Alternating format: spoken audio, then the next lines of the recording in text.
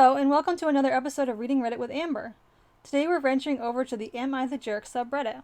Our first story is, Am I the jerk for telling my boyfriend he would be homeless without me during a fight? My boyfriend, 36 male, and I, 27 female, got into a huge argument a week ago, and I finally said those very words to him because I was absolutely at my wit's end.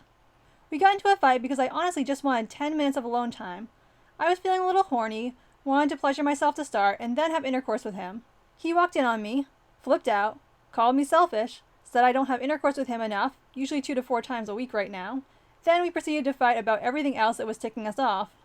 My boyfriend has been out of work since August of 2019. He wasn't fired, he quit. I was only working part-time, but quickly found a side gig cleaning homes to supplement our income. A couple of months later, I found my current full-time job, which is essential. Even when my boyfriend was working full-time, he was not splitting our living expenses 50-50. I paid the majority.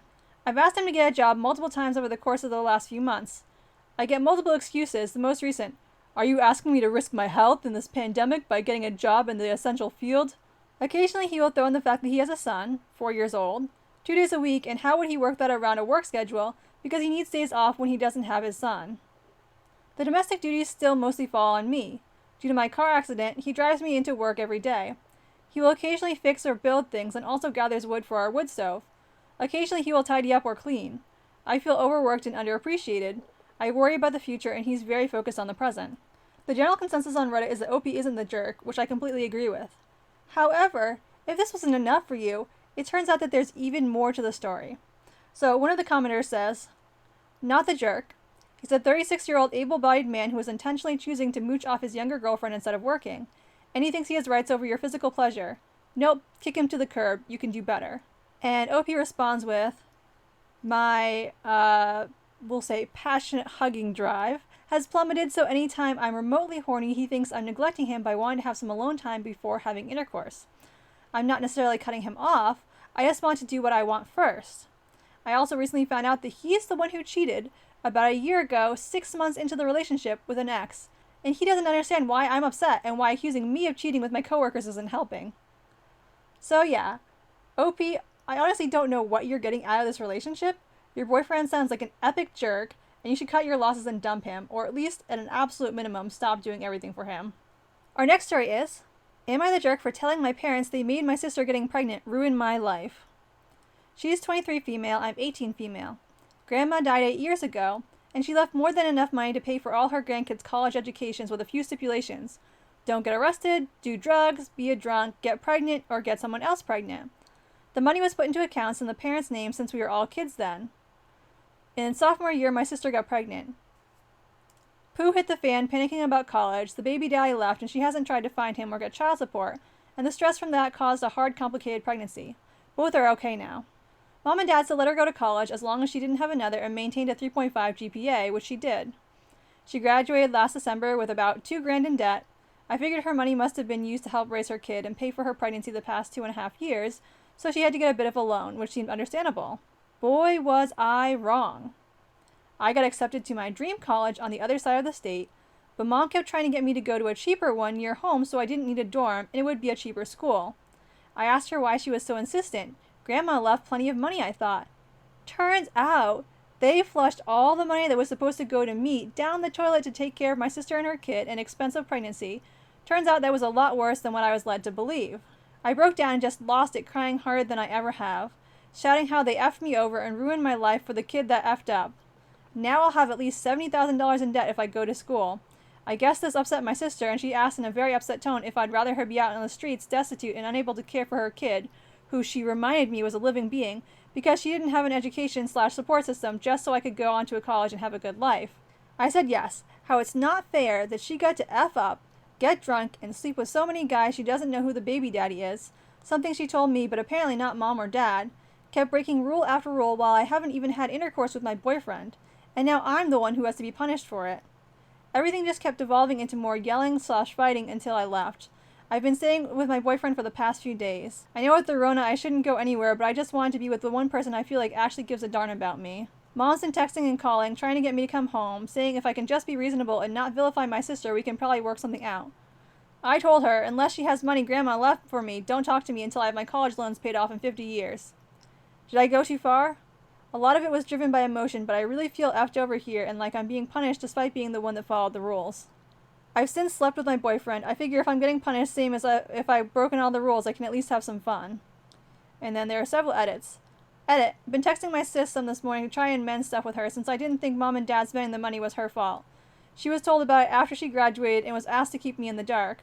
She has offered to pay for a book or two, but not more since she wants to move out to get out from under mom and dad's thumb, probably to party again since she doesn't hide how much she misses it.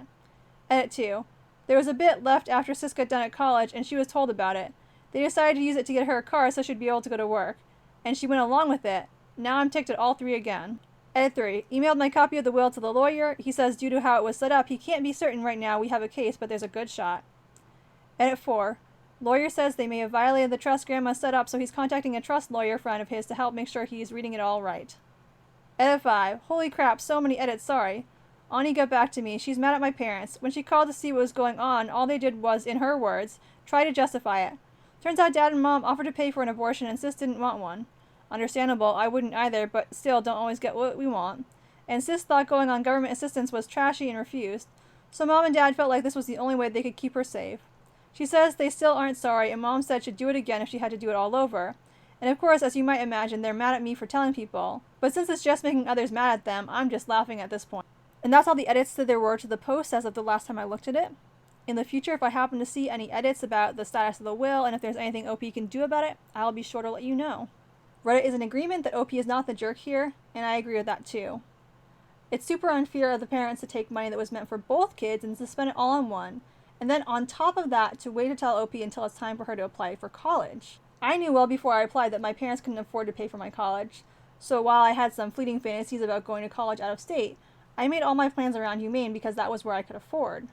OP has made her decisions assuming the money her grandma left for her would be there, and it's an extra layer of cruel on top of cruel to wait to tell OP that they blew through her college money until it's time for her to apply to schools. This reeks of obvious favoritism, and while it's a bad situation all around, I really feel that OP is getting the short end of the stick here. Our next story is, am I the jerk for cutting off my family over my mom's will? I always suspected my mom preferred my sister over me. Growing up, she spoiled my sister with whatever she wanted and took her word over mine whenever we argued. I was always in second place compared to her. For example, when we turned 16, I was given my aunt's old clunker that ended up dying within 6 months. When my sister turned 16, she got the brand new red Volkswagen of her dreams. Mom said that I couldn't continue my piano lessons because they were getting so expensive, while still supporting my sister's dance lessons, competitions, etc. Things got really bad about a decade ago. When we were in high school, I fell in love with this guy, Joey, and started dating him for a while. Only for him to dump me because he preferred my sister. Yes, my sister seduced him. This really broke me because he was my first love. Well, my sister and Joey ended up getting married after their college graduation. And that is when things went from bad to worse. Our mother had her will made and she was leaving everything to my sister. For background information, our childhood home was a 2-story building where my mother's flower shop was on the ground floor and the apartment we grew up on the 2nd floor. While I didn't get along with my mom or sister, I loved that flower shop and had been working there for most of my life. I dreamed of owning that shop one day. But instead, my mother was going to leave the building, the shop, and the apartment to my sister. While I could still work in the shop, my sister would be the owner and I would have to do what she says. There was no use in trying to convince her to change her mind. In her mind, my sister was the married one with a baby on the way. She needed the business and the house to raise her family. Meanwhile, I was single and had nothing. So I cut them off. If my mother didn't see me as a family member, then I wanted nothing to do with them anymore. It was clear who she favored more. So I moved out of my childhood home and was on my own. Less than a year later, I joined the Peace Corps and have been living abroad since. Now to the present. After not hearing from them for years, my sister found me on social media and reached out to me. She wanted to talk to me, rekindle whatever relationship we had. I told her no, that I never wanted to talk to her or have anything to do with her or our mother again. She then starts to write this angry message about how could I do this to her and why would I turn my back on her. But as far as I'm concerned, she is not my family. She hasn't been family in a decade. My partner and our baby is family. I have a new, happier, more fulfilling life in South Africa than I ever did back in the States. I don't want to ever see my old family again because of how they treated me. I don't want them to meet my daughter. If I let them back into my life, I am afraid they will ruin the new life I have made for myself. Am I the jerk and being too harsh? Redditors have weighed in and said that OP is not the jerk here, and that makes sense. There's a lot more to family than blood, and OP's bio family has repeatedly demonstrated that they do not deserve to be part of her life. Our fourth story is, am I the jerk for not apologizing after I ruined my parents' vow renewal? When I was 12, my parents divorced and began seeing other people. When I was 14, Dad met someone, Helen.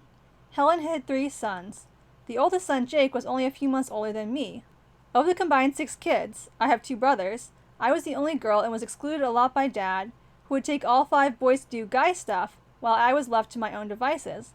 As a result, I only met my potential stepbrothers less than 5 times in the entire 2 years Dad and Helen dated, and when I did, it was all 8 of us at once, so there wasn't much one-on-one. When I was 16, Dad proposed to Helen, only to realize he still loved my mom. He and Mom got back together shortly after and remarried when I was 18. When I was 25, I ended up indirectly working for Jake. We recognized each other and had a quick chat every now and again, but due to the nature of my work, we couldn't have any sort of relationship, including friendship, in case it looked like favoritism. At 26, my contract ended and I moved to a new workplace. On my last day at my old workplace, Jake asked if we could exchange numbers. We got together a few months later. We agreed to take it slow due to his son, so it was very casual for the first few months, and we only saw each other once or twice each month. At 27, I tried to tell Mom about Jake. Before I got to the part about him being Helen's son, Mom started an argument because Jake has a kid, and I got so distracted by the arguing about Jake's son, I didn't even get around to telling her who it was I was seeing. I called Dad to try and tell him I was seeing Jake, and he said he didn't want to hear whatever I had to say because I'd really upset Mom, and they'd contact me when Mom was ready. Now Jake and I are both 28, been together nearly 2 years. We moved in together last August. Mom sent me an invite to hers and Dad's vow renewal back in January. Given current circumstances, the renewal was moved online. I went into the office to take the call, logged in, greeted everyone, and found out that a few people were late, so we talked while we waited. During this, Jake's son came in asking for help with his homework. Jake then came in to take him out, and Dad saw him and went, "Jake?" Mom said, "Who's Jake?" Dad said he was Helen's oldest son.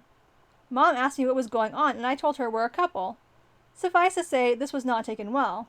Mom looked upset and physically left the room, and Dad apologized before ending the call and going after her.